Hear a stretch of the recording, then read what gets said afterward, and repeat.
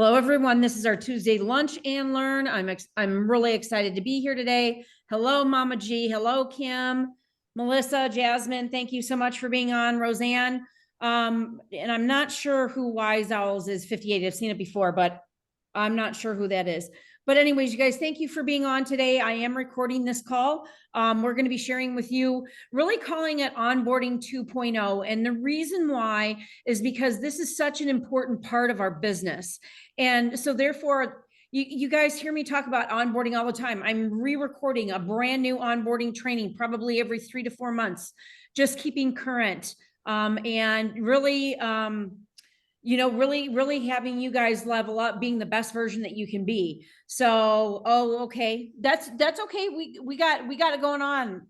Sorry, she's not feeling well, because I know she's been struggling for a couple of days now. So, anyways, so you guys, and again, just for review, and this is, what I wanted to talk to you guys about is I want to review what I've covered in the past. And then I want to, let this be open dialogue like we always do. Any asks or ads, you're more than welcome to have that conversation with us. So let's just start off with the very first thing. And you guys know that I can preach onboarding in my sleep, right? Is that really about pre-boarding people. And that's the expectation that you're going to set for somebody that's brand new. And I always talk to them about, getting into activity within the first 24 hours. They need to give me at least 1 or 2 sentences for their why, should pull at their heartstrings. And under that why, they should also have one personal and professional goal that they want to achieve within their first 30, 60, or 90 days. And here's why. Most people can't see past that. Okay. It's great to write down a 1-year goal and a 5-year goal. You can be a little bit more obscure with that, but I want specifics because I want to make sure their expectations of the hours that they can invest is going to equal the amount of money that they want to make. Okay. Because if they want to make, $1,000 a month, that's totally doable with 2.5 hours a week at most. Right. Okay. But if they can only invest that amount of time and they want to make $5,000 in a month, it's not congruent. They're going to have to put in 30 minimum. Okay. So we want to make sure that people's time and income expectations match each other. So this is the other thing they have to do. They have to schedule their launch event, both face-to-face and virtual. And then right from there on, as soon as they sign up, is that we're having the conversations with them, right? We're helping them have conversations, helping them do the reach outs.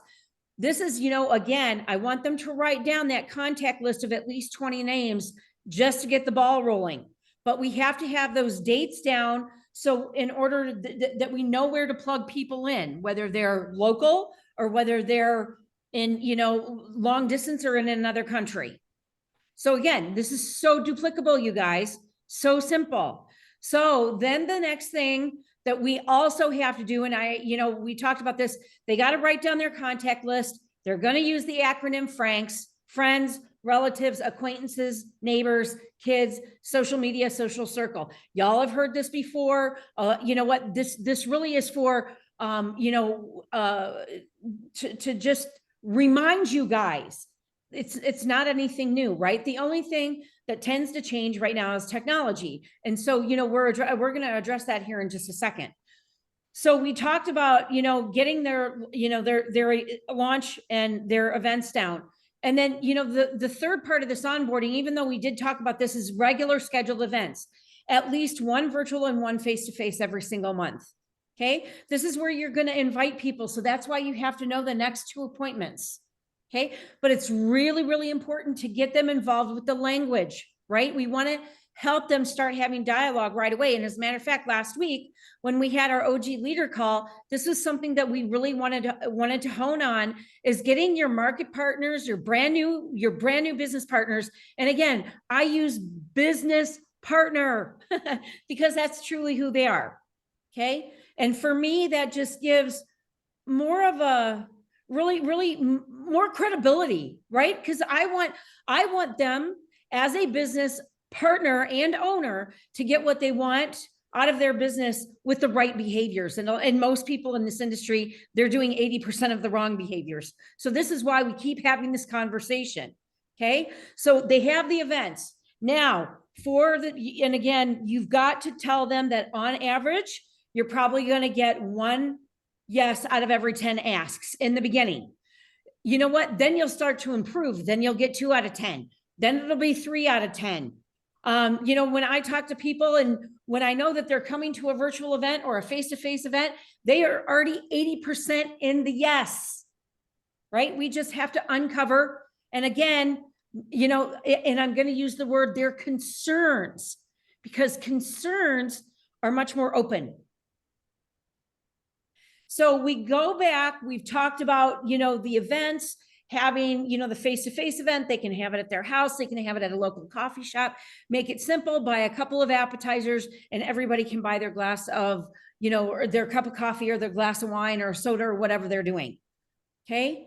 But this is a business expense. We want to treat those people, you know, like they're gold coming into our business, because that's 80% of our time invested. Everything else is already, you know, duplicable. It's already done for you. And a lot of us, you know, we've been in the business and we've been doing these calls for so long that we have tools that are available for you to use right there and then. Okay. So, and then the same with the virtual, right? We have those 2 calls every 2nd and 4th Monday. You can plug into that with our team. If not, you guys get on a connection call. You know, start helping them send out voice notes as soon as they're ready. Schedule that time to get them started in momentum. Okay. The other thing, follow up. If any of you guys listened to what I talked about yesterday, I'm turning this into a training because I am so focused on teaching people how to do follow up the right way, because I did it the wrong way all the way up until 3 years ago. Okay. So you've got to have systematic follow-up, and that system can be whatever works for you. That's great. But you need to really, if you're really going to grow your personal business, is that you have to have someplace that you're parking your potentials, your customers, your market partners. Okay. Or you're parking them, because what if you guys, I mean, the cell phone service was down a couple of weeks ago. Facebook and Instagram were down for 2 hours a day. What if they lose your account? I've lost an Instagram account. I had no way to recover those contacts. So this is about you, you know, doing the behaviors of capturing the people in your link in bio, both on Instagram and Facebook, using your links in your stories, using, you know, the right platform for that. But you want to drive people to where you can capture their information in the cloud, in a software program, in a CRM. It does not matter. Just put them somewhere. Okay. You're 80% more productive if you do that. So sorry, you guys, I'm going back to my, okay, I'm going to do the rest of this by memory. I don't know where my note card went, maybe flying out the window because I have all the windows open today. So we talked about, we talked about the follow-up, very important. And you guys, we have to launch the right way on social media by telling the story. You know, who were you before you pressed accept? And that, and Kathy, I don't know, maybe Kat gave you some notes, but Kat also mentioned, you know, we should all be out there doing lives of where we were before Monate, where we were after we pressed that button, and where we are now. And then go live and tell that story.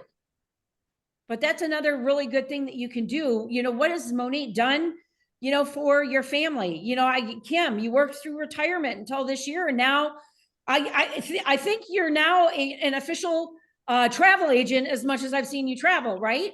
But you can talk, I mean, there's so much you can talk about that transition, because you were doing this when you were, you know, accounting. So use that story. Okay. The other thing is that when you are on social media, you have to have the 20% all about my business and my product, or whatever, you know, whatever that looks like for you. The other 20%. So that's your one pillar, right? Okay. The other 4 pillars in your life, that's the other 80% that you're putting on social media. You can tie it back, but please, you guys, somebody was just on a call that we were talking about. Oh, maybe it was with the social studio, and the gal was on the call asking her questions, and I saw her post a sales ad from home office. I was like, oh, did we we not talk about this, right? We've got to tell a story. So whatever that looks like. And you know what, like I said, don't use links in your Facebook post or in your Instagram bio or your Instagram post. They will squash your social. All right. But the whole reason why you're coming onto social media is because it's free advertising and people need to know what you're doing, but they also have to know why they would buy from you. And that's why we talk about having, the other 3 to 5 pillars that you're focusing on outside of this. Okay. I mean, like, Kim, I was just talking about your transition into retirement. Melissa, I know that you watch your granddaughter a lot. What does that look like for you? So, how you're helping, out your family and stuff like that. Jasmine, you got to talk about, women over 60 crushing it in network marketing, right? So you can speak to that because you're in your 60s. It's more difficult for mine and your demographic because women think they're too old. And listen, if you're over 45, that's bullshit. That's bullshit. I don't care what age you are. If you have a desire, anybody this age can do it, no matter their background. So that I'm off my soapbox. Let me see. Yeah, so we covered that. And then you guys, all you're doing is you're teaching your team, you're teaching yourself, and you're putting yourself through those steps. When you're working your business, it's simple. I just literally told you guys, how we've built our business in 12 minutes or less. It's not rocket science, right? They're very simple strategies. But if you're not face-to-face, you're leaving 50% of your check on the table. If you're only on social media, you're leaving the other 50% on the table. So you've got to get out there in both modalities because the influencer day of Instagram it's over. It's over. It's in the past. Now it's all going to be about how you have your customers on automation, how you have them set up, how you communicate with them, and how often you're in front of them because they already know, like, and trust you. And then that's how you start building the relationship with your potential prospects as well. We all know this. So why aren't we doing it? So that was my soapbox for my 15 minutes today. Does anybody have an ask or an add or anything that they want to contribute? Oh, I want to tell you this other thing too. There's a quote by John Maxwell that says, those that are excellent, that they follow up and they follow through. The key there is in the second part of that. They follow through. Anyways, I'll let you guys unmute or ask questions or have ads. I have a question. It's a little silly, but I think you just said no links on your bio.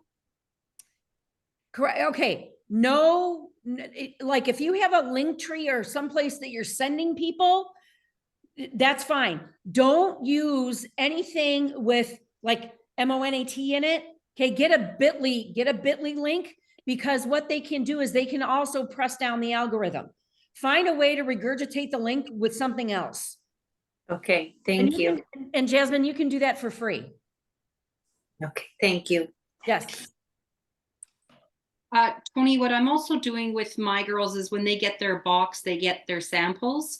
And I have gone in and I've kind of done that where it's like, make your samples work for you. Because, after looking, I've got some girls who've never even got rid of their samples. And I'm like kind of saying to them, first thing we want to do is see how many samples we can get into people's hands.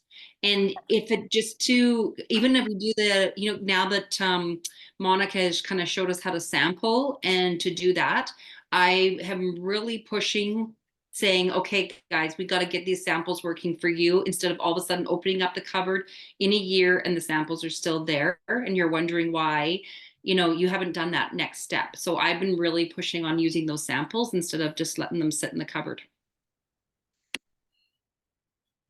Okay, so Lydia Hibbert is the one that's wise. Lydia, thank you. And she said pain points. Okay, so yes. Okay, so I'm assuming you want more info on pain points. Okay, the pain points are going to go back to, and I would rather you use the word concerns. what are your concerns? Okay.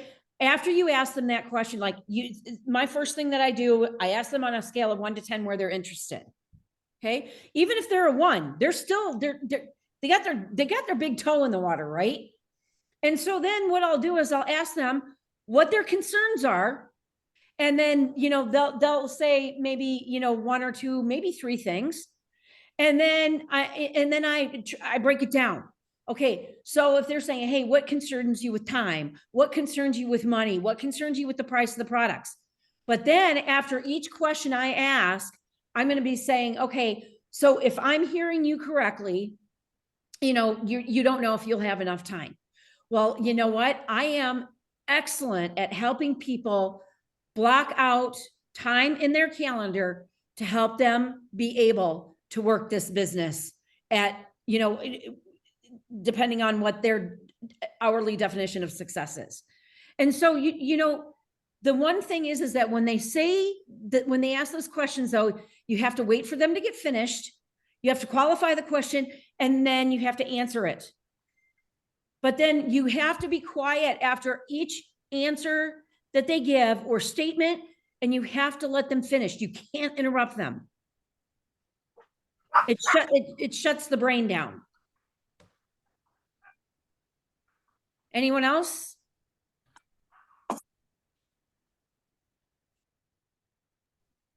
Hello, Toni. It's Linda. I didn't realize we were unmuted. I just wanted to ask Toni, I did get a new market partner back in January. And she first wasn't interested in selling, but then she decided, yeah, we're going to. And we scheduled her launch party. We scheduled onboarding, and then she has ghosted me since. I've been trying to reach out to her, and she will not even respond to me. Do you have any suggestions for that? I've tried email, I've tried voice, I've tried texting. I mean, I guess. Does she have a method of which way she likes to be communicated with? The best result I had on getting appointments, I had a hard time getting an appointment with her to begin with. Uh-huh. And then once I did, email was the best way. So, I would just say, hey, I don't mean to be the Monate stalker, but I know that there was a reason that you signed up, and I just want to follow up with you just to make sure that everything is all right. I seriously, it works like a charm. okay. And yeah, I've tried, but I'll try again. But I would add a little humor to it just to make them giggle, and they'll usually respond. It's usually a life situation or something happened. So, okay. Any other questions? Hi, Toni. It's Linda. Hi. Hi. I just want to let you know that I'm on my 6th beauty basket. Nice. That's awesome. Yeah, they love the products, and they're just talking to their spouses right now. So That's awesome. Keep us posted on how that goes. going for a neighborhood. Yes. All right. Way to go. Anyone else have any asks or ads? Yeah, I do. I had put it in the chat, but Oh. I'll just go ahead and ask. Okay. You had said that somebody that wants to make like $1,000 a month to put in at least 2.5 hours a week, right? Yes. I know I put in a lot more than that, and I'm definitely not making $1,000 a month. Okay. So I'm strictly, Melissa, when I'm talking about that, just strict income producing activities. Okay. So if you just take that list that I gave you, okay, and there's a PDF to support this in our team group and everything like that. But if you really break down and you write down all of the income producing activities that you're doing, you're probably going to find out that a lot more of them are going towards non-income producing activities. So Okay. just take what I said, okay, from growing your contact list to reaching out to, making sure that you're driving people to your 2 events every single month. I'm probably pretty sure you'll be really surprised, because reach outs and training are a huge part of our business, right? And it's probably where we spend the most time. And usually those are it's creating the content, it's doing this, it's doing that, and it's not really propelling your business forward. So I would really encourage you to set a timer and see where you're putting in your hours. Okay. Okay. Thank other you for thing- that. The other thing was about samples. I have a lot of samples, but I'm not sure how old some of them are, and they're like all together. How do I? you Well, think they're- I'm okay? You know what? I would just open one per pack that you received. They're vacuum sealed, so they should be okay. Okay. Will they look different or smell different or anything? Yes. like that? Yes, All right. Thank you. of course. Tony? Anything else? Yes? It's Linda again. Can you Yes, tell ma'am. me what that link was that you said that we could put on instead of using our links in the bio? Oh, it's Bitly. Spell it, please. Bitly. Okay. .com. Yes. No, I think it's just BIT. If you search it up, if you Google search it, it'll come up. Okay, Okay. thank you. Yeah, you're welcome. So this also, you guys, when I say links, don't put links in the post. Engage your folks and have them either comment or DM you to get the information. That's really, really important. And don't put links in comments either, because they will bust down your algorithm. Okay? All right. All right, everyone. Thank you so much for being on. It was great to see you all. We'll see each other. Got Monday night, Magic of Monday, 7 p.m. and then our Tuesday training call. All right, you guys, take care. Love you. Bye-bye.